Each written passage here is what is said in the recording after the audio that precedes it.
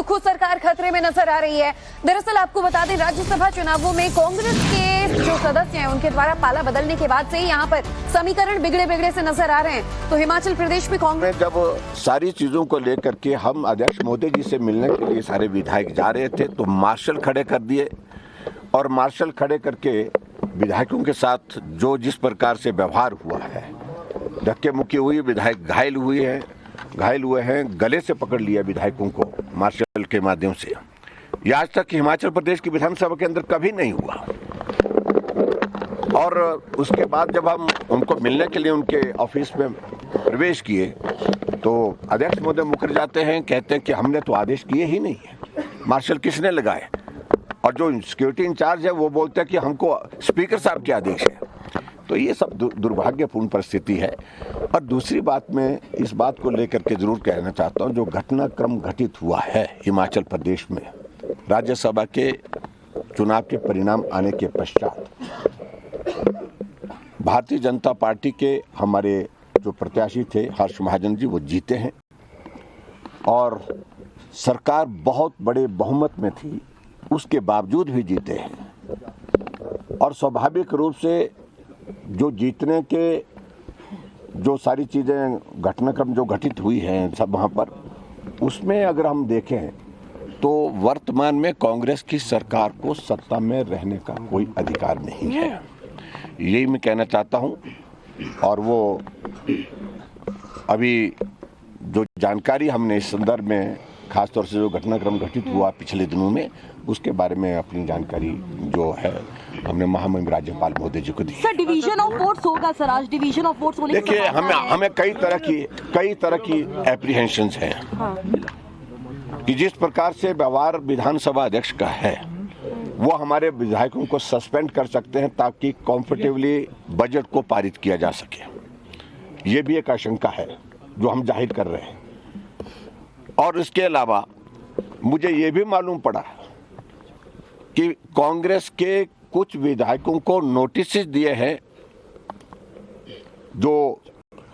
जिन्होंने वोट दिया है, और उनको नोटिस दे करके कि आपके ऊपर जो है हमारा 1:30 बजे का समय तय किया उसमें, तो उसमें जो डिफेक्शन लॉ है, जो एंटी डिफेक्शन लॉ है, उस पर उन्होंने कहा कि आपके खिलाफ कार्रवाई क्यों ना की जाए। अपना पक्ष प्रस्तुत करने के लिए उनको 1:30 बजे बुलाया गया है।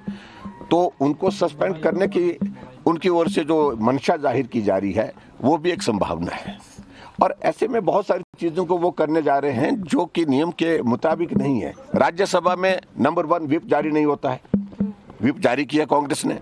दूसरी बात, राज्यसभा में कोई क्रॉस वोटिंग होती है तो उसमें वो इनवैलिड नहीं होता है, उसके लिए तो इलेक्शन कमीशन ने क्लियर गाइडलाइंस की। और जबकि मुख्यमंत्री बार बार यही कहते रहते हैं कि अगर आपने क्रॉस वोटिंग किसी ने भी की तो वो वोट इनवैलिड माना जाएगा, लेकिन उसमें इलेक्शन कमीशन ने डायरेक्शन दी, इसमें वो फिर वो चुप हो गए, उसके बाद कोई जवाब नहीं दिया।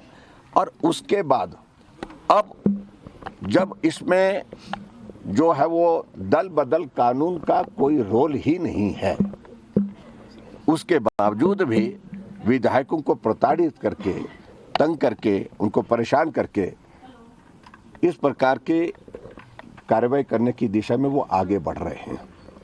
और मैं समझता हूँ ये उनकी बौखलाहट है और कांग्रेस की सरकार हमारी वजह से नहीं, अपने कारणों से संकट में इतने ही कर। इन टोटल कितने विधायक हैं सर जो आप लोग के टच में है सर? राष्ट्रपति शासन लगे अगर बहुमत। देखिए, हमें इस सारी चीज को लेकर हम तो सिर्फ एक ही बात कह रहे हैं कि जो बजट पर जो डिवीजन हम मांग रहे हैं वोट का, उसको हाउस में अलाउ किया जाए। सर, कितने विधायक हैं इन टोटल जो आप लोग के टच में है, जो 6 जिन्होंने क्रॉस वोटिंग की, उनके अलावा भी कितने नंबर्स हैं? देखिए, इन सारी चीजों को ना पहले बताते हम ना हम बताएंगे, लेकिन इतना मैं जरूर कहना चाहता हूँ कांग्रेस जो है वो मैंडेट खो चुकी है। Thank you. वोट नहीं मिलता है तो अगला कदम क्या? अगला कदम उसके बाद पार्टी के नेतृत्व के साथ चर्चा करने के बाद फ्लोर टेस्ट की मांग की जाएगी सर। फ्लोर टेस्ट वही होता है, बजट पर अगर डिवीजन मांगा जाता है तो वो वही होता है। ठीक है, thank you please, thank you. नाश्ता करके फिर आ जाओ,